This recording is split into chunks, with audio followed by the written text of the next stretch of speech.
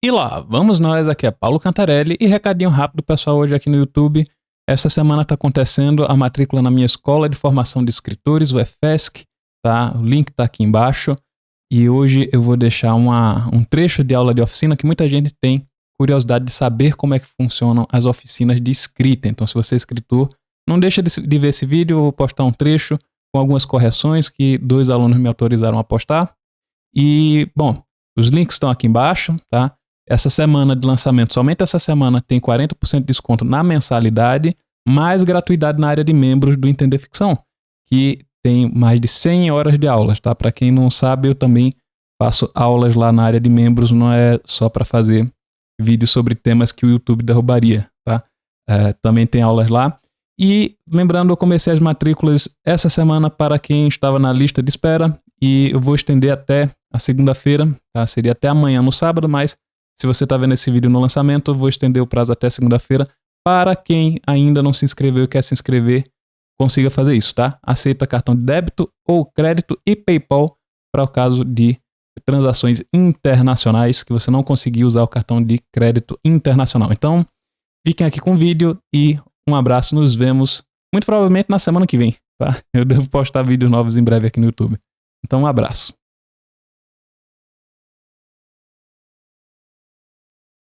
Certo, tá me ouvindo? Tudo certinho? Tudo certinho. Ops. Vamos lá. Hospitalidade. Dona Elvira abriu a porta e viu o bando de homens que vestiam coturnos e lameados, pistolas na cintura, espingardas a tiracolo, chapéus coídos. Sentiu tanto medo que apoiou-se no batente. O capitão explicou-lhe que eles não eram tudo que os boatos diziam e apresentou o bando. Eram todos semelhantes, exceto o mais novo, Maceió, cujo rosto sem barba fez Dona Elvira lembrar-se de seu neto. Depois, revelou o motivo de estarem ali. Sentiam fome e pagariam tudo que consumissem. Ela olhou de novo para as espingardas e permitiu-lhes entrar. Como demorou para se fazer tanta comida, os homens puseram-se a beber e conversar no pátio da casa. Estando na cozinha, Dona Elvira podia ouvi-los falando imundícies e relembrando as proezas do grupo. Afinal, não destoavam dos boatos. E só então deu-se conta de que o homem com a cicatriz no rosto, Pajeú, era quem havia degolado uma família inteira e que Maceió era aquele que violou 5 mulheres numa só noite. Assim que Dona Elvira pôs a galinhada na mesa, avançaram e a panela esvaziou-se quando ainda estava quente. Ao provarem a comida, se entreolharam.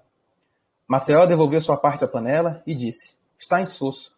Por acaso a senhora não colocou sal?" O capitão, levando a colher à boca, olhou-o pelo canto dos olhos. Dona Elvira, de repente, percebeu que havia esquecido de salgar a comida, envergonhou-se, pediu desculpas. O capitão, olhando para Maceió, se levantou e pediu que ela trouxesse 1 quilo de sal. Entregou a saca para o capitão, que rasgou-a e despejou no prato de Maceió. "Agora você vai comer." Antes que o mais novo pudesse rir, o capitão puxou o revólver e ordenou: "Come o sal, vagabundo." O rapaz ficou petrificado e, quando deu a entender que iria contrariar a ordem, o capitão engatilhou a arma. Maceió segurou a colher, ficou olhando a montanha de sal no prato. Hesitou, até sentir o cano do revólver encostar-lhe na cabeça. Deu a primeira colherada e cuspiu. Depois, a segunda e a terceira. Quando já estava com os lábios rachados, perguntou-se quantas colheradas ainda faltariam.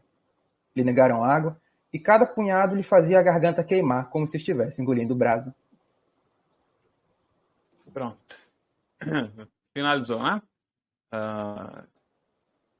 Aqui. Da última vez você mandou um que teve que foi bastante parecido no sentido de ser mais um trecho, né?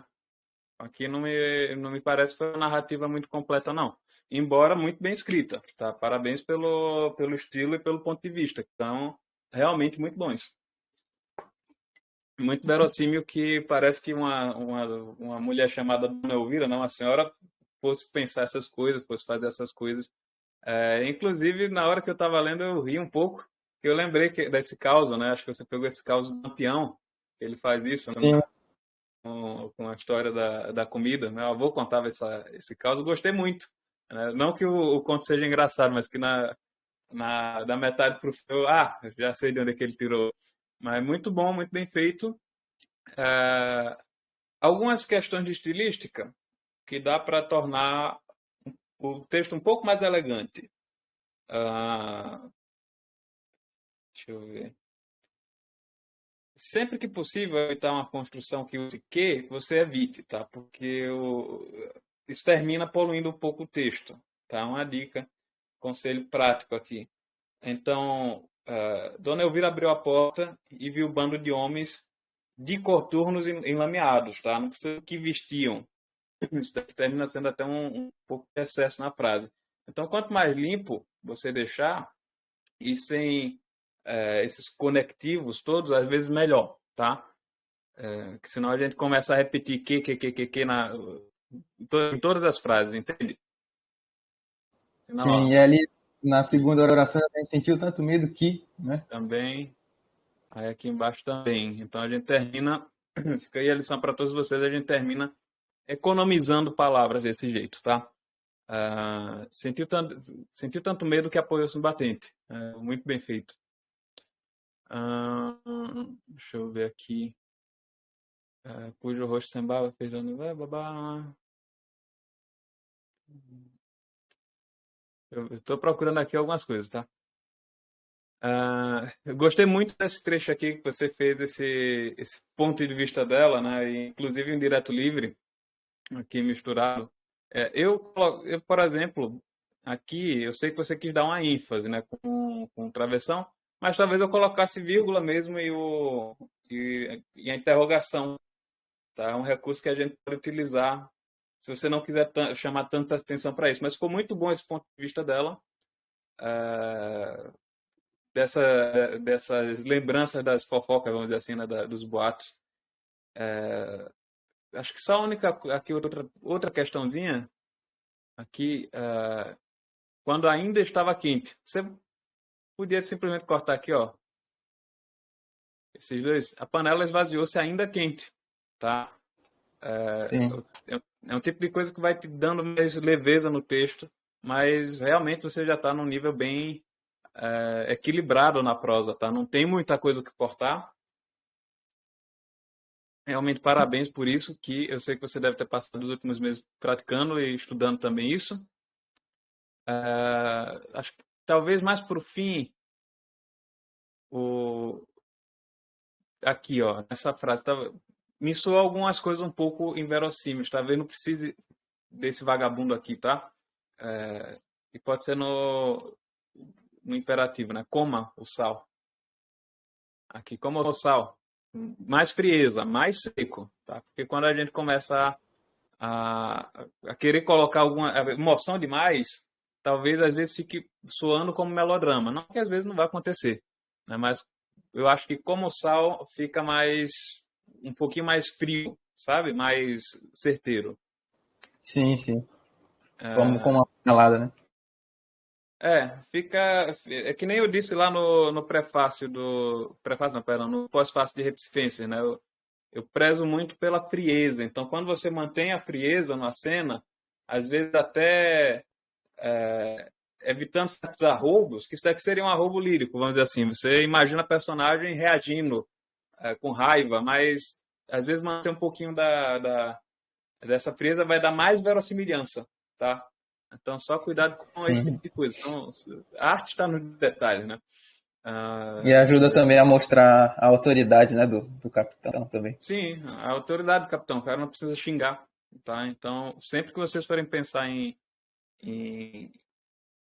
nas personagens, pensar na construção de personagem, que é uma coisa que a gente trabalha nas oficinas, pensar nisso, na personalidade, como é que ele se porta, como ele fala. Uma pessoa precisa falar tudo isso aqui que está nessa posição social? Não, o cara é o líder do bando, né? Muito frio, um assassino sanguinário, ele vai falar as coisas às vezes até com bastante calma, né? Como era no caso do Lampião.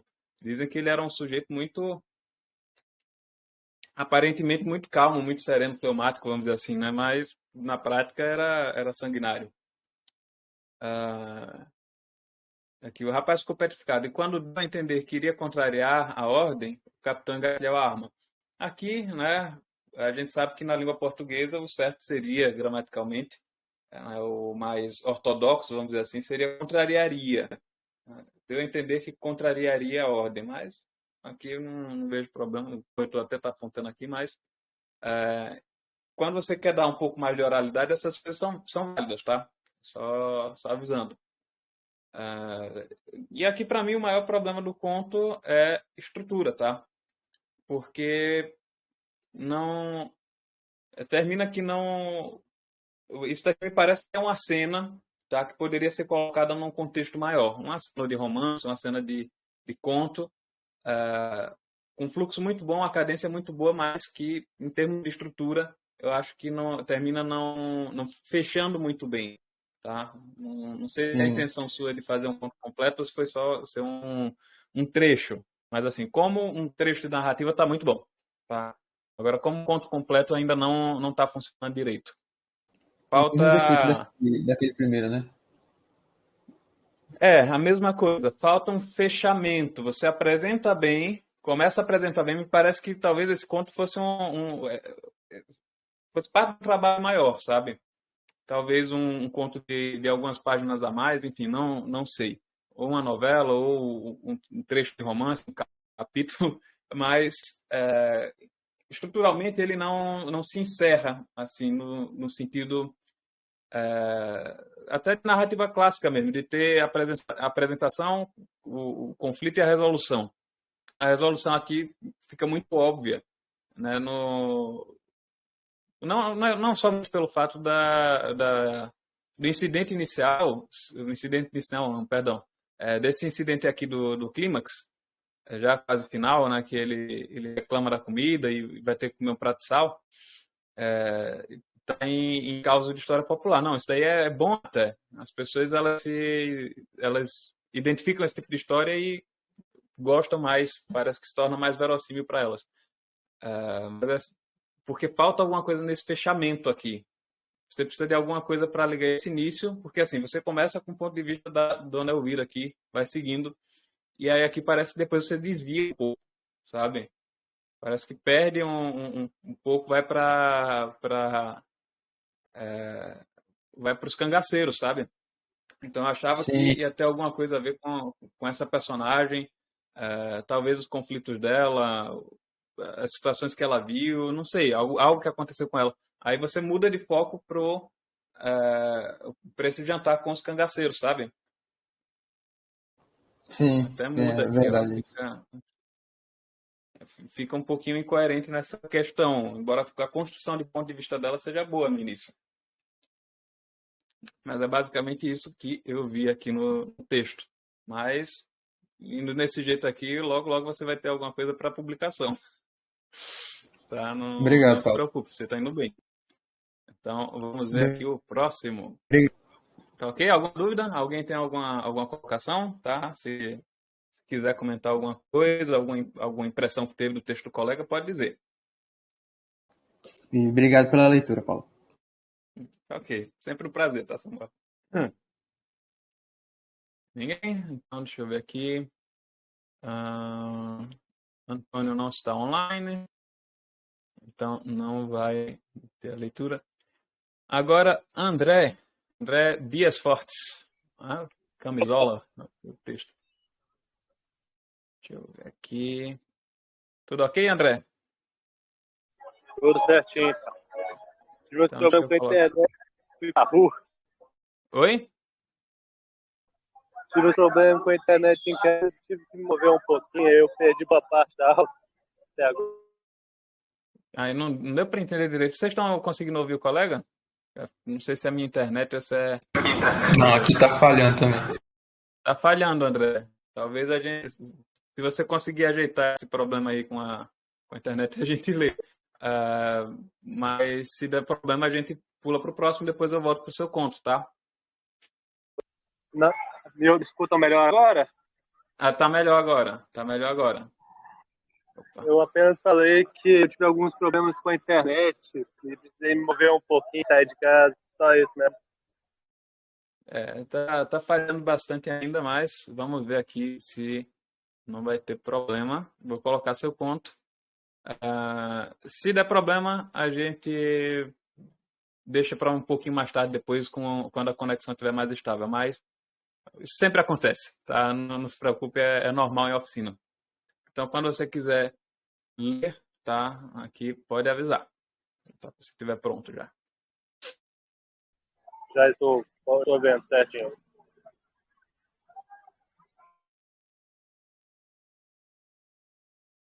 Deixa eu ver.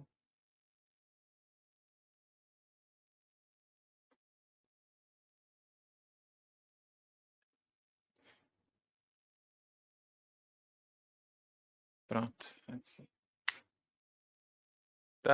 Tá conseguindo falar? Sim. Pode ler.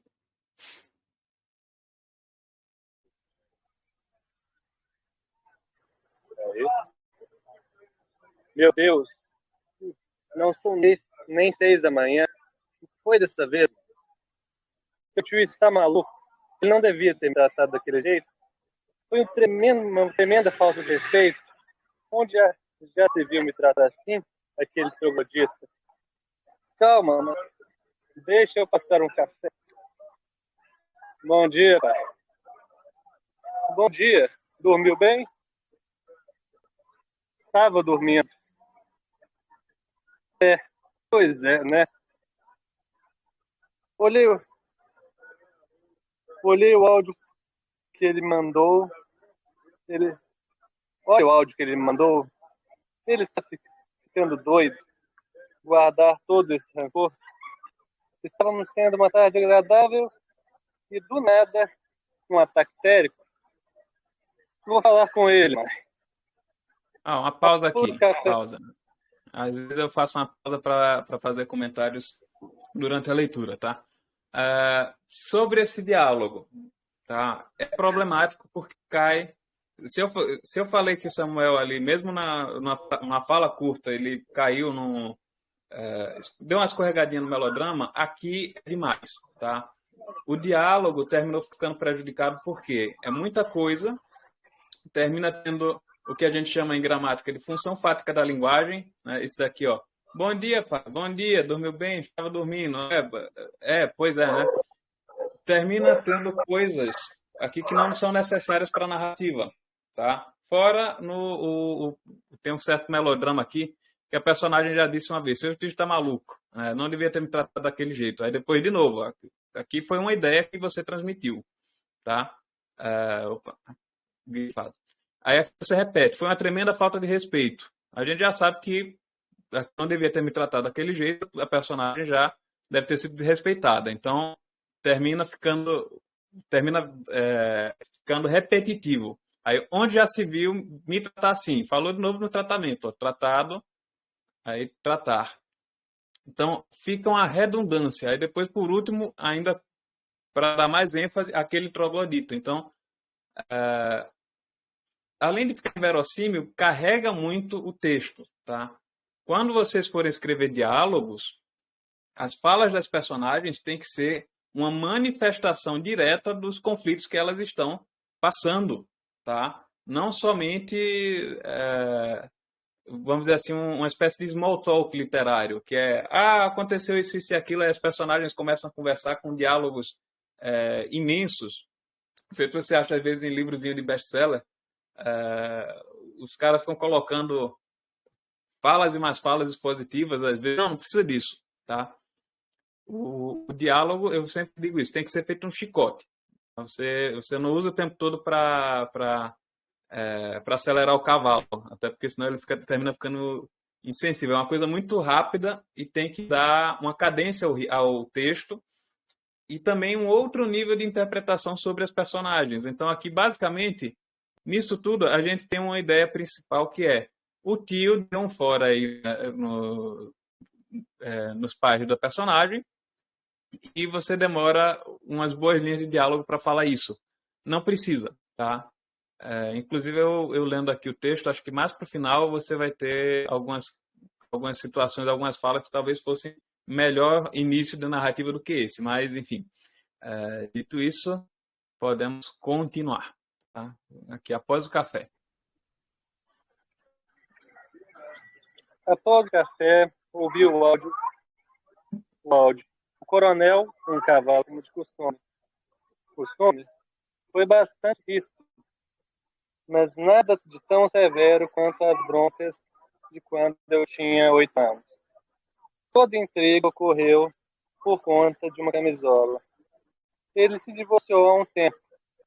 O apartamento que morava tinha coisa dos dois. Minha tia gostava de pegar mais do que deve. Adoro uns balangandãs. Eu sei que deve ter um significado diferente no Nordeste, mas aí é Não, pode continuar a leitura. Pode seguir. Arranjou uma namorada nova. Minha tia não gostou. Tomou o presente. Bom, pelo menos é o que ele conta. Mãe, metida no meio de uma briga do cunhado, do irmão, pronto. O coronel disse que ela estava de guarda-costas, a consideração que ela tinha por ele ter me criado era conversa, e por fim falou que ela não seria mais bem-vinda à sua casa. Aqui é uma pausa, tá? Deixa eu fazer alguns comentários. Talvez aqui, isso daqui talvez fosse um bom início, tá? Para o leitor, ele vindo por aqui assim, isso daqui parece um pouquinho exagerado. Às vezes até vou silenciar aqui você rapidinho só por causa do barulho de fundo, mas eu já volto. Para o leitor, isso aqui pode parecer um pouco enfadonho, tá? Não digo isso em tom de ofensa nem nada, mas porque o diálogo em si não traz nada de muito intrigante. Agora, quando você diz assim, toda a intriga ocorreu por conta de uma camisola, talvez fosse uma boa frase de início, tá? É feito o Tolstói quando ele começa dizendo lá no Ana Karenina, tudo na casa dos Oblonsky é uma confusão.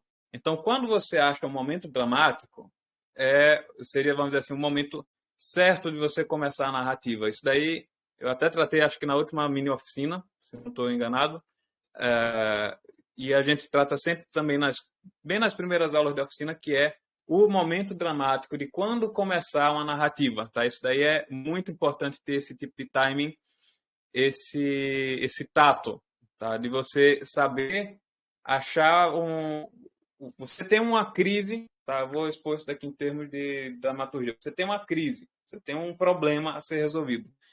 Então você tem que achar algo no meio dessa cronologia para poder começar a contar a história. E aí quando você começa a contar a história, você começa a desenvolver como é que aquelas coisas chegaram nesse estado, né? Ou seja, você faz um desenvolvimento e aí depois, eventualmente, você vai fechar a ação numa conclusão. Nem sempre isso é fácil, tá? Como eu falei ali no texto de Samuel, às vezes pena um pouquinho para dar uma unidade, dar um fechamento, né? Tornar a história, digamos assim, redondinha. Você não acha arestas, não acha pontos soltos, nem rebarbas. Então, inclusive aqui é um A com H, tá? Então, aqui é o seguinte, você quando coloca, se você começasse assim, toda a intriga ocorreu por conta de uma camisola, aí o leitor já fica, opa, que intriga é essa? Vamos ver o que é que vem por aí. Ele se divorciou há um tempo. O apartamento em que, aqui, desculpem que de vez em quando eu vou dar uma mudada gramatical. O apartamento em que morava tinha coisas dos dois. Minha tia gostava de pegar mais do que deve. Adora uns barangandãs. Eu não acho que seja uma palavra muito boa de se utilizar. Tá? Inclusive aqui, uma outra coisa que eu tenho a dizer, que é com relação a regionalismos. Tá? Sempre que possível, optem pela linguagem da norma culta. Por quê? Porque é uma maneira de uniformizar não só a língua portuguesa, né, mas é uma maneira de uma pessoa que está no Sudeste entender alguém do Norte, do Nordeste, alguém do Nordeste entender do Sul, Sudeste, e por aí vai. Então, sempre que possível, optar mais pela norma culta, não que não possa ter vocabulário ou palavras de uma região, não é isso que eu estou dizendo. É simplesmente porque eu lembrei que houve alguns colegas aqui que usaram expressões um pouco mais regionais, e isso às vezes pode até prejudicar o entendimento, tá? Geograficamente falando, para o leitor. Mas eu não achei que é uma palavra justa aqui. Tá? Não ficou bem encaixado. Embora talvez em um outro texto, talvez mais cômico, mais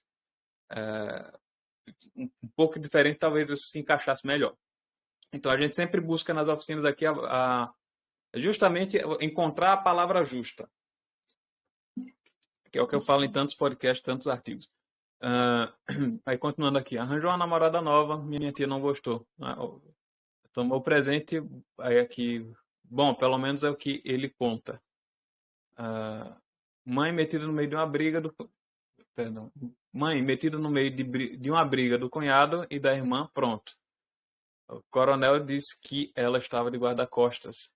A consideração que ela tinha por ele ter me criado era conversa. E por fim falou, aqui ficou um pouco, me pareceu um pouco corrido demais.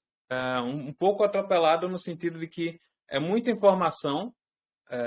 Tudo bem que você não tentou explicar, ótimo, mas parece que é muita informação para pouco texto e pouco desenvolvimento de ações. Ou seja, você podia talvez mostrar um pouco mais da relação deles ao longo do texto em cenas indiretas. Tá? É uma maneira de você mostrar a relação das pessoas usando cenas indiretas, mostrar o que aconteceu antes, para dar uma amplitude temporal um pouquinho maior para o leitor para entender como é que essas personagens são, quem elas são e como elas se relacionam, tá ok? Deixa eu ver aqui. Parou aqui, né? A revista. Quando quiser, pode continuar aqui. Se tiver também alguma dúvida, pode falar, tá? Não tem problema em perguntar. Beleza. Vou continuar. A revista foi muito desrespeitosa. Seu tio está maluco. Não vi a camisola, mas ela estava na cama. Ele colocou lá para provocar sua tia. Uma camisola branquíssima. Não fui lá para me envolver. Mas Maria é partido para mim, lógico. Provavelmente ele guardou e nem se lembra onde deixou. Tá bom, então. E o senhor, pai? O que viu? Bom, estávamos lá tomando um cafezinho. Muito gostoso, por sinal. Seu tio, muito de sala, ficou conversando conosco um tempo, batendo papo. Rimos, e quando eu vi, lá estava ele inspecionando a sacola. Eu, hein? Ele não tá batendo muito bem, não. Há quanto tempo não vejo o coronel? O velho não estava bem comigo. Dizia de uma falta minha em certas ligações. Uma baita verdade. Nos encontramos, não comentamos sobre as avanças. Falamos sobre assuntos variados, desde futebol à filosofia. Contou-me sobre a camisola. Doutor? Contamos sobre a camisola.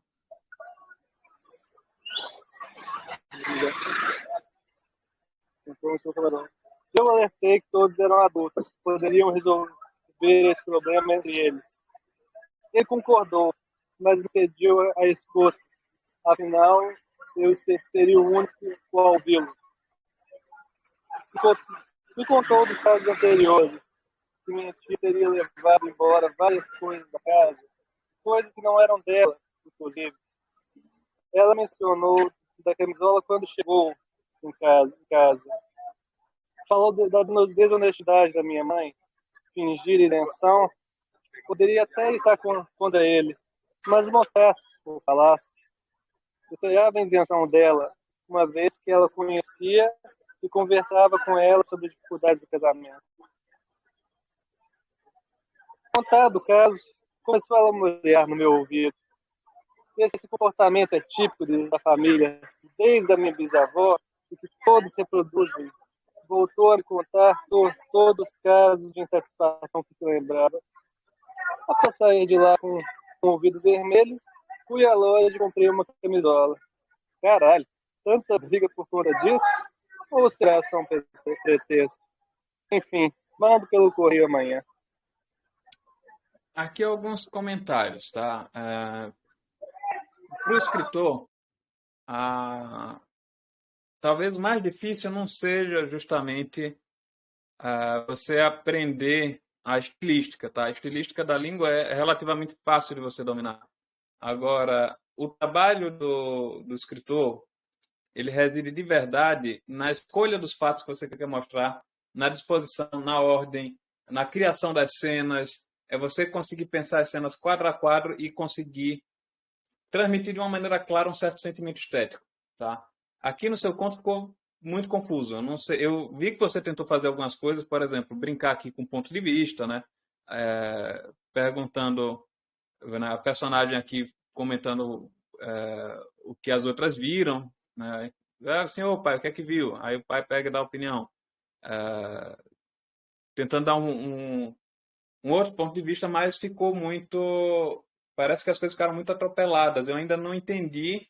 Eu terminei o texto, né? É a segunda vez que eu leio de novo agora com você, e eu ainda não entendi exatamente do que se trata essa história, tá? Não só em termos de narrativa, no sentido de fulaninho foi na padaria, fez isso e aquilo. Não, eu estou falando de um nível temático mais profundo. O que é que você queria explorar aqui nesse conto? Me parece que no final você dá uma pista que talvez quisesse aqui ver, quisesse fazer uma espécie de estudo. Quando eu falo estudo em oficina, uma escrita, no caso, uma análise artística do ser humano, ou então uma representação de certos aspectos da condição humana, tá? Então, assim, parece que você quis fazer um estudo desses comportamentos familiares, dessas brigas, dessas desavenças, mas você, no caso aqui, disse, perto de terminar, e não mostrou essas coisas acontecendo. Às vezes, memórias, de novo, recurso de cena indireta, de flashback, vamos dizer assim, da personagem voltar em história de família, às vezes mostrar uma coisa. Isso daí quem faz muito bem é o Gabriel Garcia Marques em 100 Anos de Solidão. Quem leu sabe bem do que eu estou falando, que ele consegue ir e voltar no texto com uma maestria muito grande. Só que aí já é um nível de...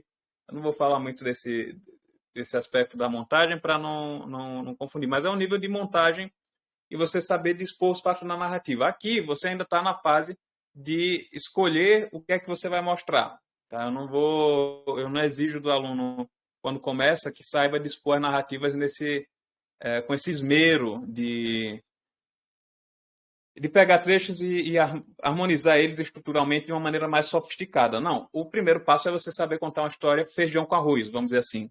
Tem uma narrativa com início, meio e fim, e você consegue contar uma historinha da maneira mais simples possível, basicamente. Tá? Esse é o resumo da missão de vocês na oficina. É basicamente isso.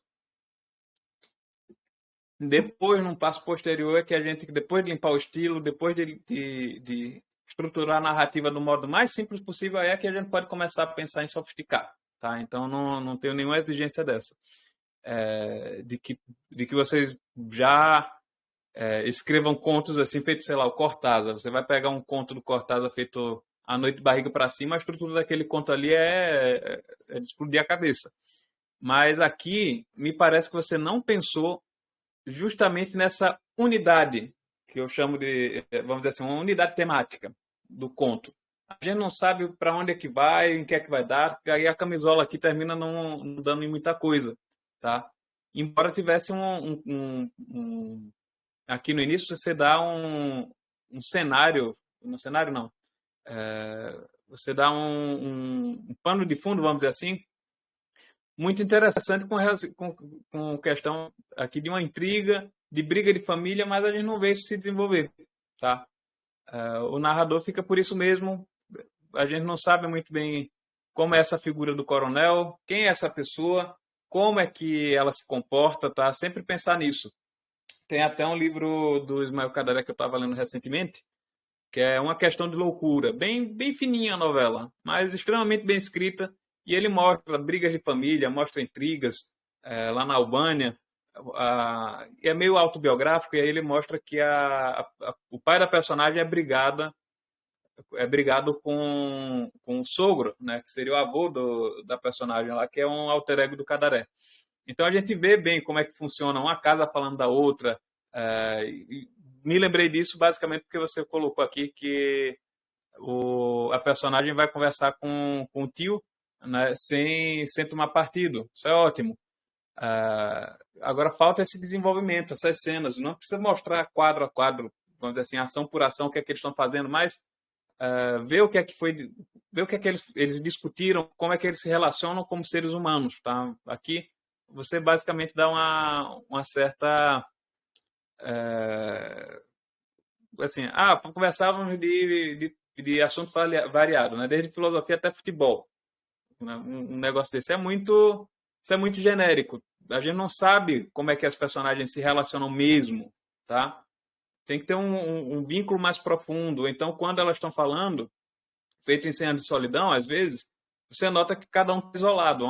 Eu não gosto do Lima Barreto, vocês sabem, né? Acho um escritorzinho de quinta, mas uma coisa certa ele notou da cultura brasileira, tá? Isso daí é uma coisa que talvez ele não tivesse notado, mas ele registrou bem, que é assim, você pega lá o Triste Fim de Policarpo Quaresma, é engraçado que as personagens, elas não conseguem dialogar, uma está falando uma coisa, a outra responde outra, parece aquela conversa assim de comadre que cada um está falando de si, mas a gente não chega a ver isso aqui, tá? Então podia ter essas coisas, podia ter essas pessoas mais isoladas, mas eu senti que a narrativa foi bem fraca nesse sentido de construção, tá, André? Sim, sim. Eu acho que o Smalltalk matou um pouco isso, né? Small talk nunca faça na vida e nunca faça na literatura. É um conselho. Termina quebrando muito. E também expressões, tá? Cuidado com coloquialismos, com gírias. Aqui também baita viadagem. Não fica legal. Não fica equilibrado. Tá? Tem outras maneiras de você demonstrar o humor da personagem, ou então uma personalidade mais despojada. Mas, enfim, basicamente é isso. Tem alguma dúvida? Não, acho que vai solucionar tudo. Obrigado. Pronto, então. Mas tá indo pelo caminho certo, tá? Não se preocupe que é assim mesmo. A evolução do escritor é lenta e gradual. Não tem fórmula mágica. Gente, temos aqui também os meus alunos da última turma de oficina, tá?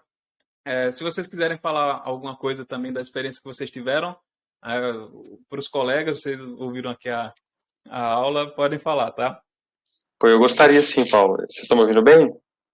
Aham. Bacana. Bom, legal. Bom, primeiro, pô, foi muito bom assistir a aula e ver de novo eu me senti novamente na oficina, foi muito, muito bacana. Assim, um texto é muito pessoal, eu acho que alguns colegas vão compartilhar da minha visão, mas, assim, o objetivo principal aqui é passar o craft, né, o ofício, as ferramentas, as técnicas, e isso pode ter certeza que vocês vão ter em enxurrada, né, dicas, exemplos práticos, né, soluções para problemas, então, isso é a parte muito, muito interessante. E um pequeno comentário que vendo a aula reforçou para mim o quanto o Paulo ele tem uma estima muito grande pelos alunos, sabe? O Paulo ele tem um tato e um instinto de olhar para o seu texto e mesmo no caos, aí falando da minha experiência própria, né? Mesmo no caos, um texto que eu sei que estava ruim, ele ainda encontra um spark, né? Uma coisa mínima ali e consegue pensar uma coisa que você mandou bem, sabe? Isso é uma virtude muito, muito, muito bacana. Isso é incrível, porque você vai aprendendo a lapidar a você mesmo e selecionar o que você vai manter e tudo mais. Muitos dos meus textos eram uma bosta, né? Essa era a palavra. E o Paulo, assim, sempre foi um gentleman, em expressar o juízo e a avaliação dele do texto, sabe? Então, rever aqui foi muito bacana para reforçar essa minha visão do Paulo.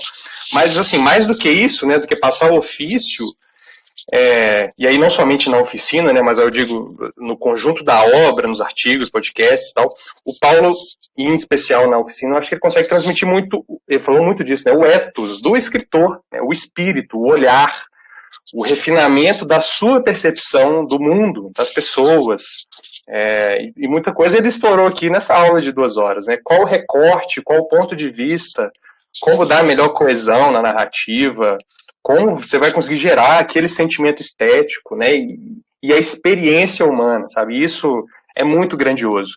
E esse ethos, acho que está sendo, até hoje, né, muito importante para mim. Eu imagino que, como a grande maioria aqui dos alunos do Paulo, imagino, né, eu sou uma pessoa normal, um emprego normal, tradicional, uma família comum, tenho um filho, não sou um intelectual, e apesar de ser um leitor mesmo, né, de longa data, a minha formação literária está chegando agora, né, e esse ethos do escritor é algo que eu sempre percebi, né, eu percebia que os grandes tinham, mas e sabia que era algo para muito além do estilo, né, da linguagem, da ferramenta, da técnica, e é a tradição, né? E aqui na oficina eu sinto que tem uma enorme consistência, né, com esse ethos, sabe, com a tradição, um diálogo muito grande com a tradição. O Paulo é um escritor e transmite muito bem, né, as experiências dele. E isso você poder exercitar aqui num ambiente fechado, num ambiente próprio, e tomar as críticas nesse ambiente assim muito propício, né, é espetacular.